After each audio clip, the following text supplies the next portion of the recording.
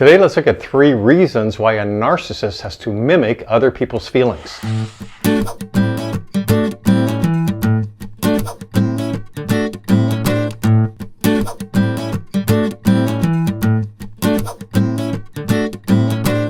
narcissist, by definition, is somebody who's unable to be their authentic self. They need to put on, they have to pump themselves up, generally because they feel so small inside, so much less than everybody else. And so you can get somebody with these traits of being bigger than life, knowing it all, very arrogant, very brash, seeming to know all the answers for everything, when in reality that comes from a very soft underbelly of fear and feeling inadequate. So they're so out of touch with their own feelings, and God forbid anybody finds this out, that's when you may see some narcissistic rage, that they have to get really good at being a mimic, copying others. Now, because they're not able to share their own authentic emotions, they know when they need to gain leverage over somebody. They can be very bright and clever that way, and so they can mimic what they want to when they need to. They realize they're different at an early age is usually what happens. They feel like an outcast and they don't know why. There could be many reasons for this, including the attachment to the parents. But no matter what the reason, the narcissistic traits grow and blossom. So reason number 1 is because they know if they want to have any kind of intimate relationship, or at least what appears to be intimate, they have to be able to pretend intimacy. Fake it till you make it, right? They're bright enough to know in order to have a partner, be married, friends around them, or acquaintances, they have to be able to pull this off. Bottom line, they don't really know how to connect with others, so they know they have to somehow make it look like they can connect. And they're going to try to come up with ways to connect, which is feigning intimacy. Now, they can't really engage in a healthy way with intimacy on their own, so they may mirror back to their boyfriend or girlfriend, significant other, good friend, and so on, even a coworker, mirror back what they think is needed. They're mimicking. Now, in a way, in doing this, especially in a romantic relationship, it's also a way to maintain control over the partner. Because it's not really coming, again, from the inside out. They're watching, they're looking to see what they need to be providing to, in fact, hook the other person in. That's a manipulation, right? Not to lure you in, especially at the beginning of a relationship or friendship. They can be very good at adapting, giving you what you want, saying what you need to hear. Be very charming and lovely, very exciting even.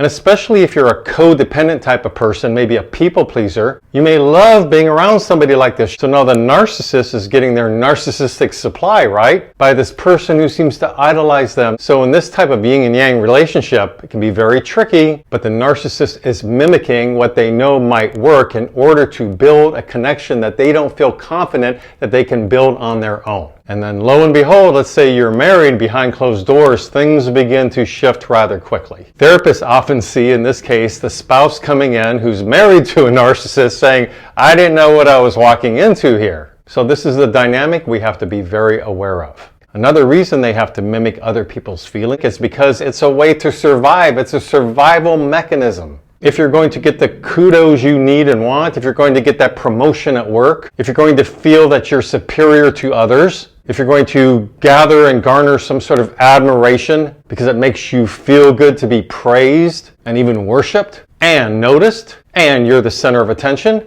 and therefore you're a bit more superior. If you're going to somehow work this out in your life, this is a survival technique. You have to be able to do this. It's too scary to look inward at the soft, vulnerable, real part of you that feels like a fraud, right? That is way too frightening, and this is rarely something a narcissist even can understand. That's something that's going on within them.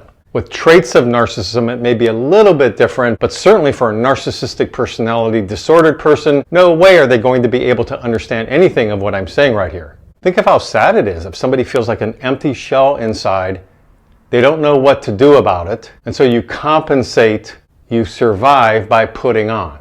The art of reflecting back or mirroring is something they become really good at, indeed as a way to survive. And if they don't get it, watch out. And if you happen to be married to a narcissist or have a good friend or a coworker who's a narcissist, you may already be very aware of what it's like when a narcissist feels like they have been found out, the balloon has been popped, and they can't put on their facade any longer. Another reason they have to mimic other people's feelings, they don't have their own sense of self, so they have to grab a self from another, so to speak.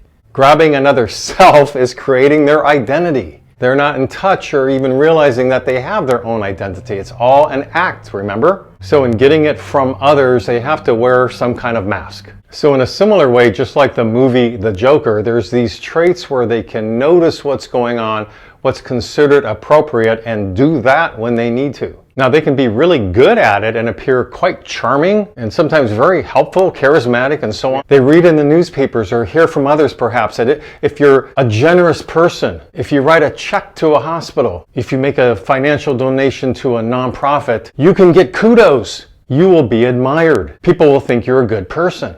And so they'll do the benevolent act, not because they really want to necessarily be benevolent or really helpful.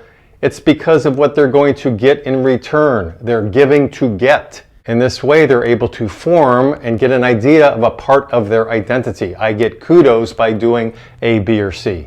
They may steal someone's point of view. They may steal someone's general smiling approach. They may steal the fact, though, now it's time to act humble. It's happening all from the outside in rather than from the inside out. So 3 quick examples of how narcissists mimic in their lives. There's more examples. If you'd like to add number 4, 5, or 6 in the comment section below, please do.